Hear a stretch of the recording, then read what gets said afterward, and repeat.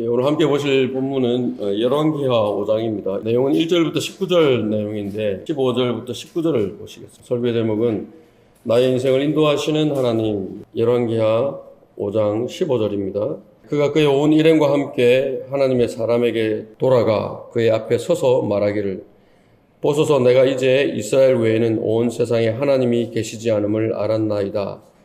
그러므로 이제 내가 청하오니 당신의 종의 예물을 받아주소서 하자. 엘리사가 말하기를 내가 그 앞에 서서 섬기는 주께서 살아계시거니와 내가 아무것도 받지 아니하리라 하였으니 나아만이 받으라고 그에게 강권하여도 그가 거절하였더라. 나아만이 말하기를 그렇다면 내가 청하오니 노새 2마리의 실을 흙을 당신의 종에게 주소서. 당신의 종이 이제부터 다른 신들에게는 번제나 희생제를 드리지 아니하고 주께만 드리리이다. 이 일에 주께서 당신의 종을 용서해 주시기를 원하오니 내 주인이 림몬의 집에 경배하려고 들어가서 내 손을 의지할 때 나도 림몬의 집에서 절함이니이다. 내가 림몬의 집에서 절할 때에 주께서 이 일에 당신의 종을 용서해 주시기 원하나이다 하니 엘리사가 그에게 말하기를 평안히 가라 하자 그가 엘리사를 떠나 길을 조금 가니라. 나아만에 관한 이야기죠. 하나님께서 이제 나의 생애를 인도하시는데 나아만의 경우를 통해서 우리가 한번 살펴봅니다. 하나님께서 여러분들의 인생을 인도하고 계십니까? 네, 분명한 사실입니다. 그러면 믿지 않는 사람들은 어떻습니까? 구원받지 않는 사람들, 그 사람들의 인생도 하나님께서 인도하십니까? 인도하시지 않습니까? 여러분이 좋아하시는 러크만 목사님, 청년 시절에 히피 생활을 했다고 그러죠. 밤이 늦으면은 아버지 주머니에서 차 열쇠를 훔쳐서 2층에서 밤이 깊어지기를 기다립니다. 밤이 깊어지고 아버지 어머니가 잠이 든 것 같으면 창문 옆으로 나 있는 기둥을 타고 내려옵니다. 차가 집 마당 앞에 있으니까 가서 차에 타고 조용히 열쇠를 꽂아놓고 기다립니다. 그러면 집 앞에 자정이 되면 전기 버스가 다녔다고 그래요. 그러면 버스가 지나갈 때 조용히 지나가지 않죠. 시끄러운 소리를 내면서 지나가면 그 타이밍에 시동을 거는 겁니다. 걸어서 그 차를 몰고 조금 멀찍이 떨어진 마을 외곽에 가면 주유소가 하나 있는데 지금은 주유소 주유기가 다 자동으로 잠금 장치가 되어 있죠. 근데 그때는 이제 그렇지 않았던가 봐요. 그럼 그 주유소 주유기 중에서도 안 잠겨져 있는 주유기를 찾아놨다가 몰래 차에다가 기름을 만땅으로 채우는, 훔치는 거죠. 그러면 이제 그 차를 가지고 친구도 태우고, 친구의 여자친구들도 태우고, 밤새 이제 돌아다녔다고 합니다. 그때 이제 차를 가지고 이제 즐겼던 것 가운데 하나가 있는데, 치킨 게임이라고 하는 겁니다. 뭐 아시는 분이 있을런지 모르겠지만은, 차 2대가 하나는 이쪽에 있고, 하나는 이쪽에 있고, 가운데는 중앙선에 있죠. 흰 중앙선을 이쪽 차도 왼쪽 바퀴, 앞바퀴, 뒷바퀴가 차선을 물고, 왼쪽에서 가는 차도 앞바퀴, 뒷바퀴가 왼쪽 바퀴가 차선을 물고 가는 겁니다. 계속 가면 어떻게 돼요? 부딪히죠? 그러면은 겁을 먹고 핸들을 트는 사람이 이제 지는 겁니다. 그거를 이제 그렇게 즐겼다라고 합니다. 위험하죠? 한번 이제 밀주를 2상자를 차에다 싣고 친구하고 그 친구 여자애들 친구들 이제 태우고 폭주운전을 하다 경찰에게 잡혔습니다. 그게 계기가 되어가지고 아버지가 군인이었으니까 아버지에 의해서 군 훈련소로 강제로 이제 입대를 하게 되었다라고 이야기를 합니다. 그때 구원받기 전의 일들을 회상을 하면서 러크만 목사님이 쓴 글인데 이렇게 기록을 합니다. 1937년 7월 폭염으로 100명의 미국인들이 죽었다. 피터 러크만은 그중 한 사람에 포함되지 않았다. 7월 17일 인도에서는 열차 사고로 95명이 죽었고 같은 해 9월 3일에는 홍콩에서 태풍으로 300명이 죽었다. 2차 세계대전에서 2200만 명 이상이 죽었고 한국전쟁에서 30만 명 이상이 죽었고 베트남전에서 10만 명 이상이 죽었지만 피터 러크만은 그중 한 사람에 포함되어 있지 않았다. 하나님께서는 여느 죄인에게 인생에서 주실 수 있는 모든 것을 우리에게 주셨다. 좋은 것과 나쁜 것 모두를 주셨다. 하나님께서는 우리를 죽이거나 불구로 만들지 않고서 인생의 뒷면에 있는 쓰레기들을 맛만 보게 하실 것이 아니라 그 쓰레기 속에서 뒹굴게도 하셨다. 반대로 하나님께서는 우리에게 그분을 계시해 주실 때까지 우리가 건강하게 살도록 허락하신 다음 우리가 진정으로 찾고 있었던 것을 우리가 알아차리지도 못하는 상태에서 주셨다 기록을 합니다. 죄인이죠. 하나님과 무관한 사람으로 망나니처럼 살았던 과거를 그렇게 회상을 합니다. 다시 한번 묻습니다. 구원받지 않은 죄인들, 하나님께서 그들의 인생을 인도를 하십니까? 네, 그렇죠. 사도 바울이 갖가지 우상숭배에 쩔어있던 그 아테네 사람들을 향해서 이렇게 말을 합니다. 사도행전 17장 27절에서 사람들이 하나님을 감지하려 하면 만나리니 그분은 우리 각 사람에게서 멀리 떨어져 계시지 아니하도다. 우리는 그분 안에 살고 움직이며 존재하느니라. 죄인들을 향한 하나님의 뜻이 있죠. 구원받는 것입니다. 인생에서 닥치는 많은 일들을 통해서 부르시죠. 수많은 죽음이 있는데 그 죽음들을 멀리에서도 보게 하시고 가까이에서도 보게 하시고 갖가지 어려운 일들에 갖다 놓기도 하시고 또 복음 전하는 사람들 직접 만나게도 하시고 그 사도 바울이 설교한 것처럼 하나님께서 부르시는 그 소리를 들으려고만 하면 들을 수 있도록 하나님께서 인도하고 계시는 겁니다. 유대인과 이방인의 벽, 깨어질 수 없는 벽입니다. 절대로 섞여서는 안 되죠. 근데 하나님을 간절하게 찾는 이방인 코넬료, 그 사람을 구원하시기 위해서 하나님께서 어떻게 하십니까? 베드로를 보내시죠. 베드로는 유대인입니다. 베드로에게 환상을 보여주시면서까지 그 이방인 코넬료에게 가서 복음을 전하게 하신 겁니다. 근데 문제는 뭐냐? 문제는 사람들이 들으려고 하지 않는 거예요. 의도적으로 외면을 한다는 겁니다. 그것이 이제 죄의 본성이라고 하는 것인데 그 죄의 본성이라고 하는 것이 그 사람의 양심을 이겨먹는 겁니다. 복음 전하다 보면 가끔 그런 질문 아닌 질문을 받습니다. 그럼 왜 애당초 하나님께서 선과 악의 지식의 나무, 선악과 같은 것을 만들어서 사람들을 시험을 합니까? 여러분들 들어보셨죠? 만들지 않았으면 문제가 없었을 것 아닙니까? 하나님께서 열매 맺는 나무들을 종류대로 만드신 것은 언제입니까? 몇째 날입니까? 셋째 날이죠. 사람은 몇째 날에 만들었습니다. 여섯째 날에 만드셨죠. 셋째 날에 그 열매 맺는 나무들을 종류대로 만드실 때 그 가운데 생명나무도 있고 그 가운데 선과 악의 지식의 나무도 있었던 겁니다. 그러니까 먹으면 해로우니까, 먹으면 죽으니까 먹지 말라고 하신 것이죠. 하나님은 악으로 시험을 당하지도 않을 뿐더러 그분 자신이 아무도 그렇게 시험하지 않는 분이라고 말씀을 하시는데 사람들은 마치 하나님께서 일부러 만들어 놓고 자 어떻게 하나 보자 그렇게 일부러 사람들의 눈앞에다 가져다 놓고 먹지 말라고 한 것처럼 여기죠. 하나님을 그렇게 옹졸하고 치사한 사람들처럼 생각을 합니다. 사람들이 그렇게 생각하는 그런 하나님이었다면 어떻겠습니까? 지금까지 세상에 남아 있었겠습니까? 뭐하러 베드로를 그렇게 애써가면서 환상을 보여줘가면서까지 코넬료에게 보내고 또 뭐하러 사람들의 인생을 인도하시면서 구원받을 수 있는 기회를 주시기 위해서 그렇게 애를 쓰시겠습니까? 하나님은 한 민족, 한 국가의 흥망성쇠는 물론이고 개개인의 생사화복을 주관하시고 생애를 인도하시는 분입니다. 구원받지 않은 죄인들을 구원받게 하시기 위해서 그들의 생애를 인도를 하시죠. 구원받은 사람들은 생명과 화평을 누리도록 또 사도 바울이 제시했던 그 인생의 표대, 인생의 가장 귀한 목표에 잘 도달할 수 있도록 구체적인 방법으로 인도를 하십니다. 그래서 우리 그리스도인들에게는 어떤 사소한 일이라도 우연하게 일어나는 일은 없다라고 그렇게 우리가 고백을 하는 겁니다. 하나님께서는 분명히 우리의 생애를 인도하고 계시는데 어떠한 방법으로 인도를 하시는가? 지금 우리가 보고 있는 나만 이방인 장군입니다. 하나님의 은혜로 문둥병을 치유받은 사람이죠.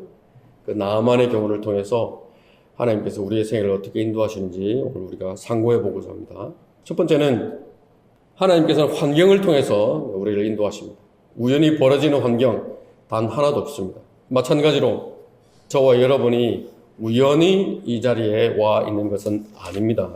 우리 1절을 한번 보시죠. 시리아 왕의 군대대장 나아만은 그의 주인에게 크고 존귀한 사람이었으니 이는 주께서 그를 통하여 시리아에 구원을 주셨음이더라. 그가 또 힘센 용사였으나 문둥병자였더라. 시리아는 강대국이죠.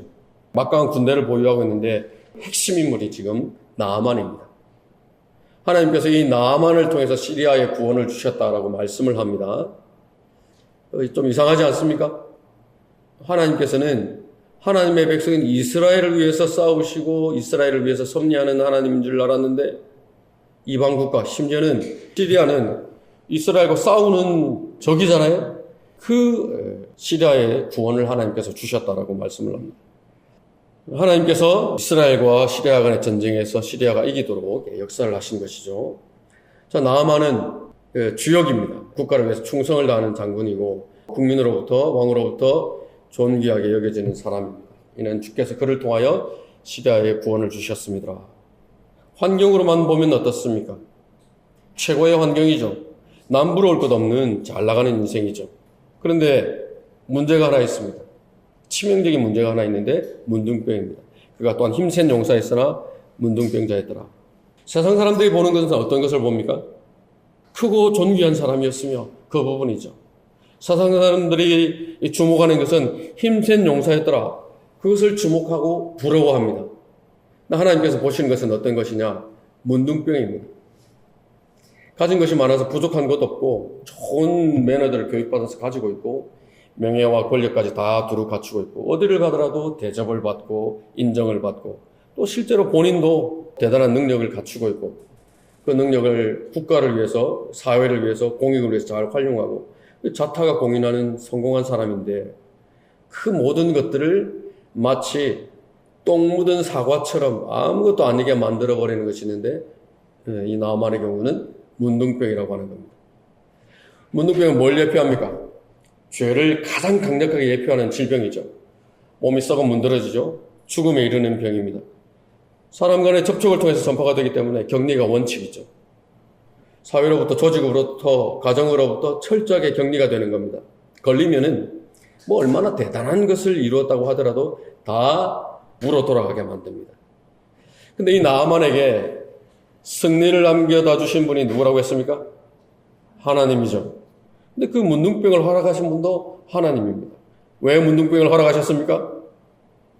하나님을 만나게 할 목적입니다. 나아만을 인도하시기 위해서 출세도 허락하셨지만 문둥병도 허락하신 겁니다.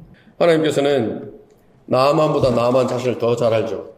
문둥병이 아니면은 나아만은 하나님을 만날 방법이 없는 거예요. 아무리 어려워도 스스로 해결할 수 있는 문제라면 돈으로 해결할 수 있는 문제라든지 자신의 지위와 권력을 통해서 해결할 수 있는 다른 문제라면 하나님 찾았겠어요? 자신이 할 수 있는 것 동원해서 해결하면 그만이죠.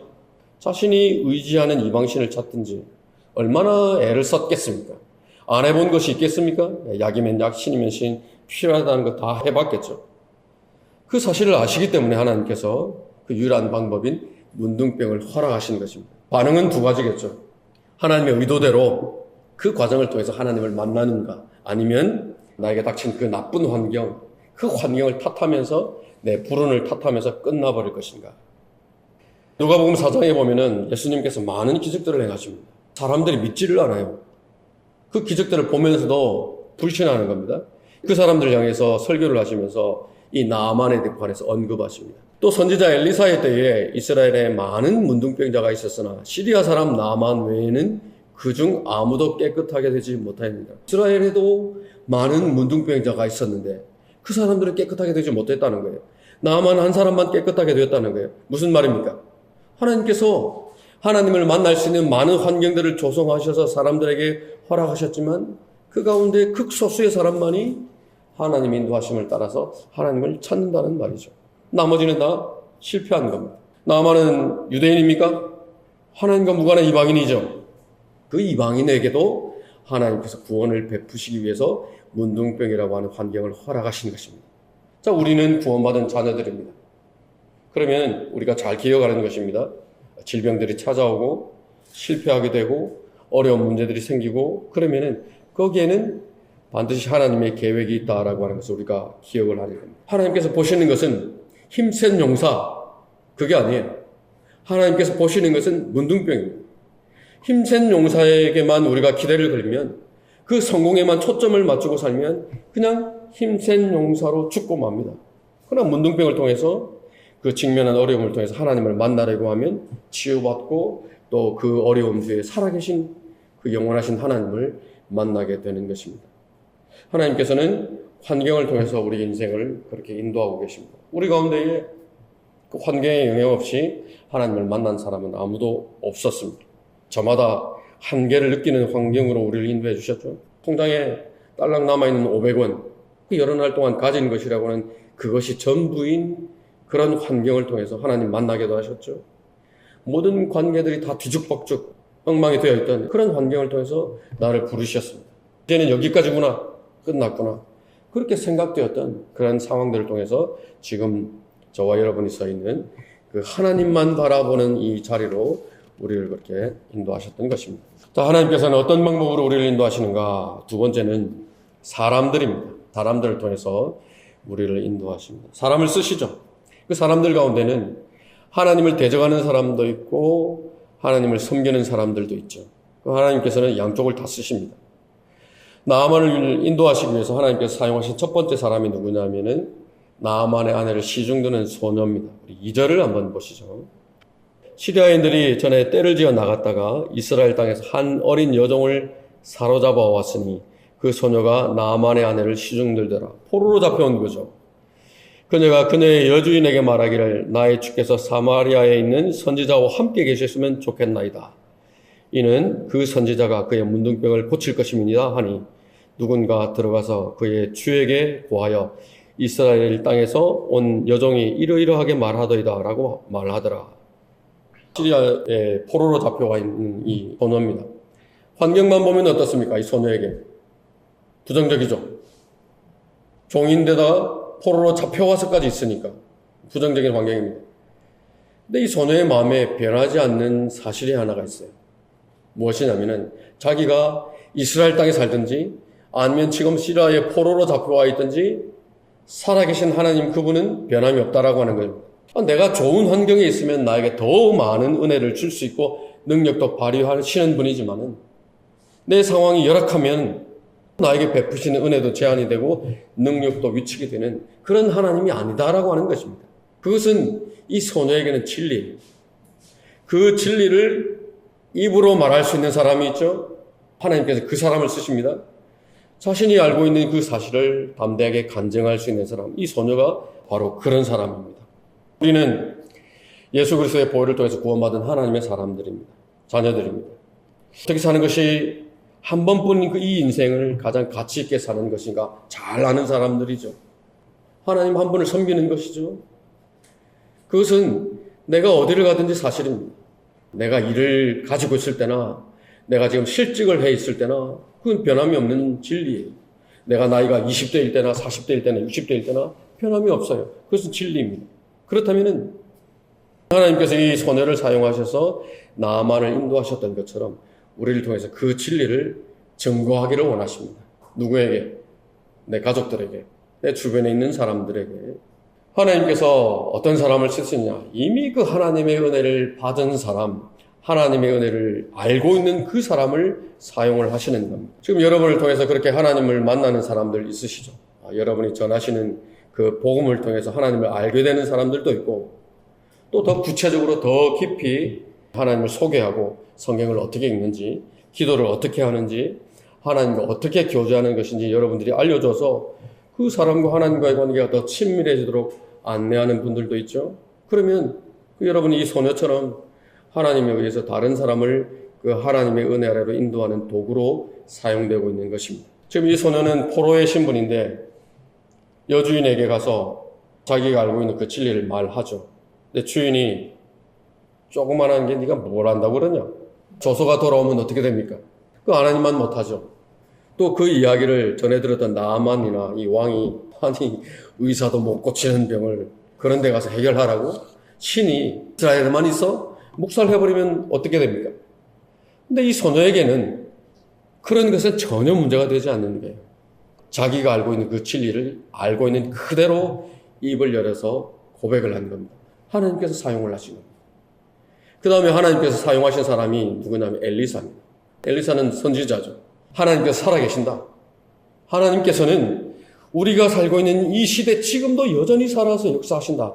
그 진리를 이스라엘 사람들은 물론이고 믿지 않는 이방 국가에까지 가서 외치라고 하는 사명을 가지고 부르심을 받은 사람입니다. 그러나 똑같은 이스라엘 사람인데 하나님의 백성인데 그 그 소녀나 엘리사와 대조되는 한 사람이 있는데 누구냐면 이스라엘의 왕입니다. 왕이면 어떻습니까? 다 가지고 있죠. 모두가 부러워하는 그 자리 아닙니까? 다 가지고 있는, 모두가 다 복종하는 권세를 가진 사람인데 이 왕의 마음이 두려움으로 가득 차 있는 것을 볼 수가 있습니다. 우리 5절을 한번 보시죠. 이에 시리아 왕이 말하기를 가라 갈지어다 내가 이스라엘 왕에게 서신을 띄우리라 하니 그가 은 10달란트와 금 6,000개와 의복 10벌을 가지고 가니라.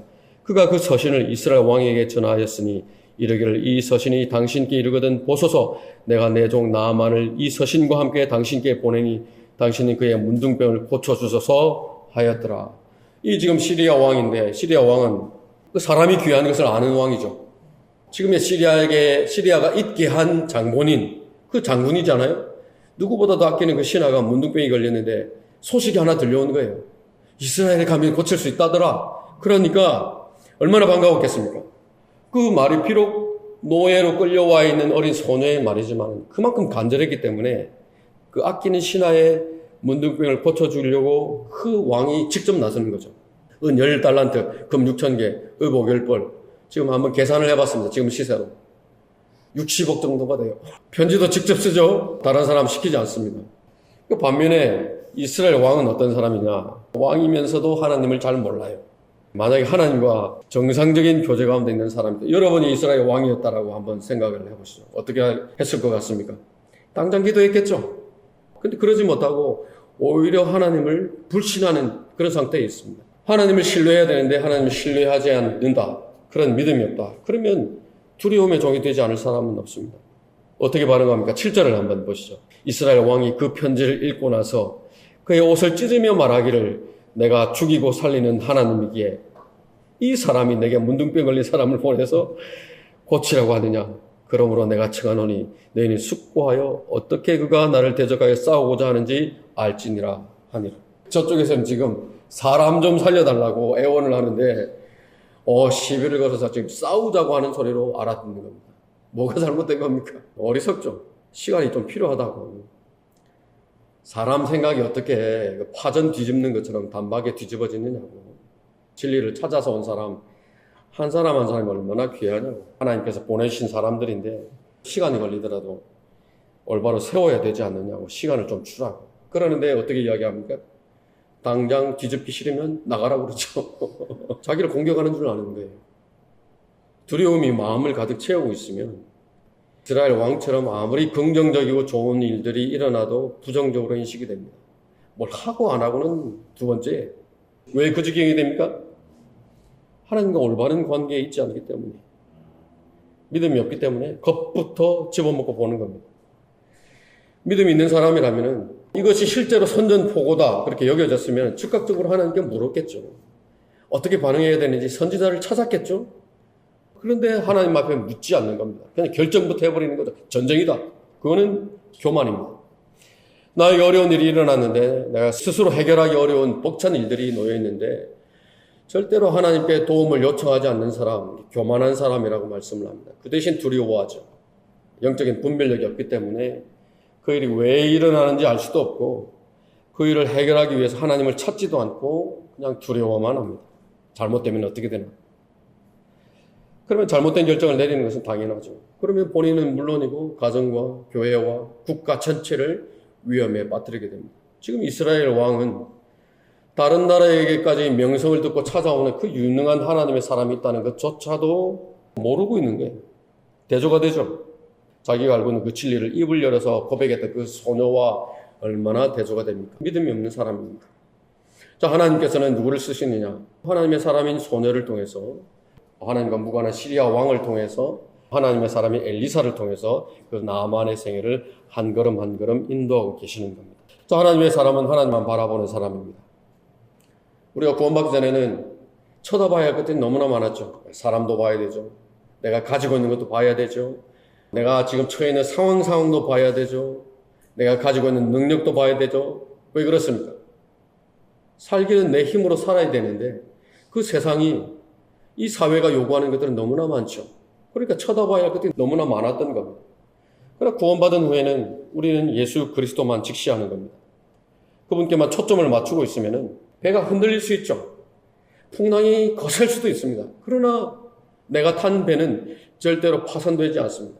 목표에 반드시 도달하게 하나님께서 하시는 겁니다. 그 내 믿음을 그렇게 완성하시는 분이기 때문에 그렇습니다. 그 하나님을 바라보는 사람은 하나님께서 시키신 일을 하는 사람입니다. 그 사람의 목표는 한 가지입니다. 상대가 왕이든 시리아 왕이든 군대 대장이든 그 하나님의 말씀을 선포해서 그 말씀의 권위를 알게 할 목적으로 부름을 받은 사람입니다. 엘리사가 그런 사람이죠. 이스라엘 왕을 호되게 책망을 하는데 8절을 한번 보시죠. 하나님의 사람 엘리사가 이스라엘 왕이 자기 옷을 찢었다 함을 듣자 왕에게 보내어 말하기를 어찌하여 왕께서는 옷을 찢으셨나이까? 책망하는 겁니다. 그를 이제 내게 오게 하시면 그가 이스라엘에 선지자가 있는 줄 알게 되리다 하더라. 왕의 불신앙, 교만을 꾸짖죠. 자, 대상이 누구든지 하나님의 말씀을 선포하는 사람으로서 하나님의 법을 어겨가면서 사람들의 비율을 맞추려 하지 않습니다. 이 나아만을 인도하기 위해서는 그런 하나님의 사람이 필요한 것입니다. 9절도 한번 보시면요. 그래 나아만이 그의 말들과 병거를 거느리고 와서 엘리사의 집 문 앞에 섰더라. 얼마나 예의를 갖추었겠습니까? 찾아왔습니다. 지금 목숨이 달려있죠. 근데 엘리사가 어떻게 합니까? 아이고 서십시오. 맨발로 뛰어나와서 그러지 않아서 기다리고 있었습니다. 그렇게 합니까? 얼굴도 안 내비칩니다. 10절을 한번 보시죠. 엘리사가 그에게 심부름꾼을 보내어 말하기를 가서 요단강에서 7번 씻으라. 그리하면 내 살이 회복되고 내가 깨끗게 되리라 하자. 나아만이 노하여 돌아가며 말하기를 보라. 나는 그가 반드시 내게로 나와서 서서 주 그의 하나님의 이름을 부르며 그의 손으로 병든 부위를 쳐서 문둥병을 고치리라 생각하였노라. 나아만이 기대했던 것 11절 뭐가 떠오르십니까? 오늘 은사주의자들이죠. 하나님 이름 부르면서 알아듣지도 못하는 소리 중얼거리면서 막 문지르고 해가면서 고쳐주기를 바랬죠. 엘리사는 누굽니까? 하나님의 사람이죠. 문둥병에 대한 하나님의 법이 있어요. 만지면 안 돼요. 상대가 누구든지 왕이든 귀족이든 상관없습니다. 율법이 정한 대로 하는 게 하나님의 사람이죠. 하나님께 주신 말씀은 한 가지예요. 요단강에 가서 7번 몸을 씻으라. 회복될 것이다. 더하지도 않고 빼지도 않고 그대로 종을 시켜서 전하는 겁니다. 믿어달라고 사정하지 않죠. 하나님 믿게 하려고 믿게 던지지도 않습니다. 믿기만 하면 만사형통할 거라고 가머니스를 하지도 않죠. 그 말씀은 살아있는 하나님의 말씀이죠. 모든 것을 판단하고 사람의 마음에 숨겨진 생각과 의도들마저 다 드러내서 판단하고 하나님 앞에 올바로 세우는 의의 말씀이고 생명의 말씀이죠. 그 말씀을 다루는 사람으로 돈과 연결시키지도 않아요. 나아만이 깨끗하게 치료되어서 회복되었을 때 얼마나 감사했겠습니까? 뭐가 아까웠겠습니까? 처음에 우리가 이제 살펴봤던 것처럼 가지고 있던 예물들 다 받아달라고 간청을 하죠. 엘리사가 뭐라고 이야기했습니까? 16절에서 엘리사가 말하기를 내가 그 앞에 서서 섬기는 주께서 살아계시거니와 내가 아무것도 받지 아니하리라. 한 번 더 받으라고 간구는 하죠. 그래도 안 받습니까? 왜 안 받습니까? 고치신 분은 하나님이죠. 돈 받으면 누구를 쳐다봐요? 엘리사를 쳐다보죠. 하나님이 아니라. 그 엘리사는 그만큼 하나님만 생각하는 겸손한 사람입니다. 뭐 좀 한다고, 뭘 좀 갖추고 있다고, 뭐라도 된 것처럼 스스로 내세우지 않는 사람입니다. 12절을 보면은 요단강에 가서 씻으라고 하는 말에 나아만이 분노하죠. 지금 문둥병에 걸린 것도 화가 나서 참을 수 없는데 그대한 예의를 갖춰서 그 초라한 곳까지 와서 사정하는데 무시를 당했으니까 얼마나 모멸감을 느꼈겠습니까? 그 하나님께서 지금까지 인도하고 계시는데 그 하나님의 섭리를 단번에 차버릴 만큼 분노를 합니다. 하나님께서 또 다른 사람들을 사용을 하십니다. 누구냐면 나아만의 충직한 종들입니다. 12절을 보시면요. 다마스커스의 강 아바나와 파르팔이 이스라엘 모든 물들보다 낫지 아니하냐. 지금 나아만이 화가 나서 하는 말이죠. 내가 그 강들에서 씻으면 깨끗해지지 아니하겠느냐 하고 분노에 차서 돌이켜 가니라. 그러자 그의 종들이 가까이 나와 그에게 고하여 말하기를 내 아버지여 만일 그 선지자가 당신께 어떤 큰 일을 하라고 명하였다면 당신은 그 일을 하지 않았겠나이까? 지금도 이제 그대로 적용이 됩니다. 주 예수 그리스도를 믿으라. 그리하면 너와 내 집안이 구원을 받으리라. 이것보다도 훨씬 더 어려운 것을 제시하면 돈 5천만 원 만들어서 가지고 오십시오. 그러면 구원받습니다. 라든지 3년 동안 교회를 한 번도 빠지지 않고 아침 저녁으로 가서 기도하십시오 라고 했으면 지금보다 더 많은 사람들이 구원받았을지 모릅니다. 뭐라고 이야기합니까? 믿으라고 하는데 믿기만 하라고. 너무 쉬우니까 내가 뭘 좀 해야 만족이 되는데 믿기만 하라고 하니까 할 일이 없으니까 사람들이 거절을 하죠. 나만의 종들이 하는 말이 그 말이에요. 더 어려운 일을 시켰다 하더라도 그것을 하지 않았겠습니까? 그 말이죠. 하물며 그 당신께 씻어 깨끗해지라 한 것이니까 하더라. 이에 그가 내려가 하나님의 사람의 말에 따라 요단강에서 7번 몸을 담그니 그의 살이 어린아이의 살같이 회복되어 깨끗해지더라. 얼마나 훌륭한 종들입니까? 주인만 생각하죠. 나만은 복받은 사람입니다. 대부분의 사람들이 이 종들처럼 이야기하지 않죠. 오히려 주인 비위를 맞추기 위해서 똑같이 분개하는 것이 일반적입니다. 감히 그런 줄 알고 어느 안전이라고 얼굴도 비치지 않고 겨우 심부름꾼 하나 보내가지고 가서 씻으라 말하라. 그런 소리를 하고 있느냐고. 지금 당장 그 집을 박살을 내자고. 평범한 반응이죠. 그런 면에서 이 종들은 충직한 종들입니다. 주인에게 필요한 것들 알죠? 주인에게 일깨워줍니다. 왜 그 자리에 왔는지. 목표를 이루도록 돕죠. 하나님께서는 그 종들을 통해서 나만을 인도하고 계시는 겁니다. 그럼 아무리 좋은 하나님의 사람들이 주변에 있다고 하더라도 또 내가 하나님의 의도대로 그렇게 반응하지 않으면 무용지물이죠. 어린 소녀가 엘리사를 소개했을 때 귀담아 듣지 않았으면 그 소녀의 말은 소용이 없게 되죠. 그 얼굴도 보여주지 않는 이 엘리사의 태도에 분노하면서 끝을 냈으면 또 하나님께서 엘리사를 만나게 하신 것도 끝나버리죠. 마찬가지로 이 종들이 충직한 말을 했는데 귀 기울이지 않으면 문둥병은 고쳐지지 못하는 것입니다. 화가 치밀어 나서 이 나아만이 잊었던 것이 자기가 문둥병자라고 하는 겁니다. 지금 대접받기 위해서 자존심 세우려고 선지자 찾아온 것이 아니죠. 낫기 위해서 온 겁니다. 그런데 화가 치밀어 오르니까 까맣게 잊어버리는 겁니다. 본질이 뭐냐? 뭐가 중요하냐? 하나님께 지금 나를 왜 여기까지 보내신 것이냐? 다 잊어버리는 거예요. 그런데 종들의 말을 듣고 정신이 든 겁니다. 요단강에서 7번 몸을 담그니 그의 살이 어린아이의 살같이 회복되어 깨끗해지더라. 하나님의 인도하심이 그렇게 열매를 맺게 된 겁니다. 하나님으로부터 한번 인도함을 받았습니다. 감사하죠? 네, 또 한 번 인도함을 받았습니다. 또 감사하죠. 그것이 의미가 있으려면 끝까지 하나님의 인도하심을 받아야 됩니다. 잘 가다가 중간에 곁길로 서서 끝까지 돌아오지 못하면은 지금까지 하나님께서 인도해 주신 것은 의미가 없게 됩니다. 그래서 우리의 시선을 예수 그리스도로부터, 그 하나님의 말씀으로부터 떼지 말라고 하는 겁니다. 왜? 우리의 경주는 반드시 완주해야 되니까. 그러기 위해서 우리가 늘 기억해야 하는 한 가지가 있는데 하나님의 인도하심. 하나님께서 나를 일깨우실 때마다 감사를 드리는 겁니다. 나아만이 이제 그렇게 합니다. 15절을 한번 보시죠. 그가 그의 온 일행과 함께 하나님의 사람에게 돌아가 그의 앞에 서서 말하기를 보소서 내가 이제 이스라엘 외에는 온 세상에 하나님이 계시지 않음을 알았나이다. 그러므로 이제 내가 청하오니 당신의 종의 예물을 받아주소서 하자. 자, 하나님께서 행하셨다고 고쳐주셨다고 시인을 하죠. 지금 이 시대의 신에 대한 개념은 어떤 겁니까? 나라마다 그 나라를 지키는 신이 있죠. 이스라엘과 시리아가 전쟁을 해서 시리아가 이겼습니다. 시리아를 지키는 신은 본문에 있는 것처럼 림몬이죠. 그럼 림몬이 하나님보다 더 우세한 겁니다. 그렇게 되는 겁니다. 근데 지금 나아만이 하는 말은 어떤 말입니까? 유일한 신, 이스라엘의 하나님 한 분만이 참된 하나님입니다. 그것을 고백하는 것입니다.